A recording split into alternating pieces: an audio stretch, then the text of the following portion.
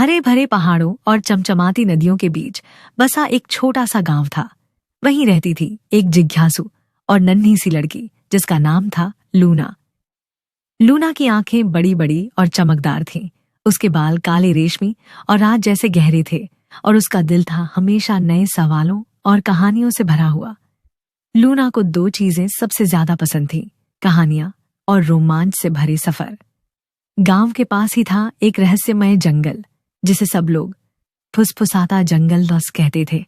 वहां के पेड़ इतने ऊंचे थे मानो आसमान को छूते हों और उनकी पत्तियां हर समय कुछ न कुछ फुसफुसाती रहती थीं। यहां तक कि तब भी जब हवा बिल्कुल भी न चल रही हो, गांव के बड़े बुजुर्ग हमेशा कहते, उस जंगल में मत जाना, वहां अजीब बातें होती हैं। मगर लूना ने कई बार सुना था जैसे कोई उसे नाम लेकर पुकार रहा हो, लूना लूना। एक दिन सुबह सुबह जब सूरज ने अपने सुनहरे हाथों से पहाड़ों को जगाया, लूना ने ठान लिया, मैं आज उस जंगल में जाकर जानूंगी कि वहां क्या है। उसने अपना छोटा सा बैग उठाया जिसमें कुछ बिस्किट, पानी की बोतल और अपनी पसंदीदा किताब रखी और चुपचाप जंगल की ओर निकल पड़ी। जैसे ही वह जंगल के अंदर गई, उसे एक ठंडी और सुकून देने वाली हवा का झोंका महसूस हुआ। पेड़ों के बीच से सूरज की किरणें छन छन कर आ रही थीं। हर ओर हरियाली थी, फूलों की खुशबू थी और हल्की हल्की फुसफुसाहटें सुनाई दे रही थीं। तभी एक छोटा सा खरगोश उसके सामने आया। वह सफेद था, उसकी एक आंख नीली और दूसरी हरी थी। नमस्ते, लूना ने कहा। खरगोश मुस्कुराया और बोला, नमस्ते लूना, आखिरकार तुम आ ही गई।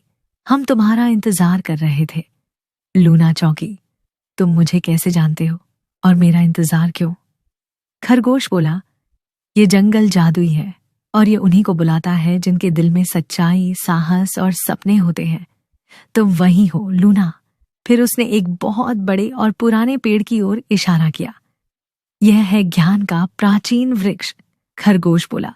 इसके अंदर जंगल का रहस्य छिपा है, लेकिन इसे खोलने के लिए तुम्हें 3 सवालों के जवाब देने होंगे।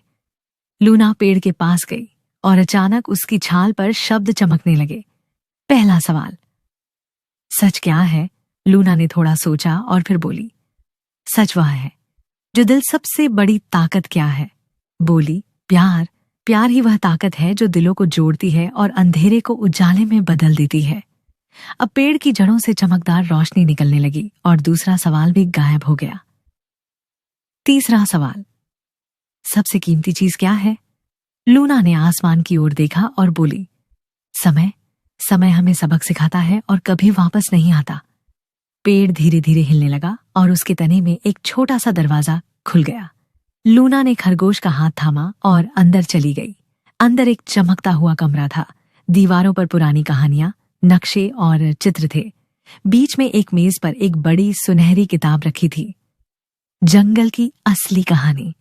लूना ने किताब खोली और पढ़ना शुरू किया।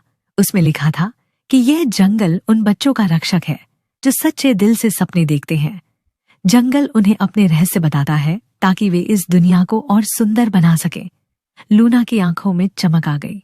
उसने ठान लिया कि वह गांव लौटकर बाकी बच्चों को भी ये कहानी सुनाएगी ताकि वे भी सपने देख सकें और सच्चाई, प्यार और समय की अहमियत को समझें। जब वह बाहर जाने लगी तो पेड़ ने एक मधुर आवाज में कहा, लूना, तुमने हमारा विश्वास जीता है। अब जब भी तुम चाहोगी जंगल तुम्हें बुलाएगा। लूना ने खरगोश को अलविदा कहा और वापस अपने गांव चली आई। अब वह केवल कहानियां सुनने वाली बच्ची नहीं रही, बल्कि वह कहानियां सुनाने वाली बन गई। बच्चे उसके पास बैठते और वह उन्हें जंगल की जादुई बातें, सच्चाई, प्यार और समय की कीमत सिखाती। और इस तरह फुसफुसाते जंगल फांद का रहस्य सिर्फ लूना का नहीं रहा, बल्कि हर उस बच्चे का बन गया जो सच्चे दिल से सपने देखता था।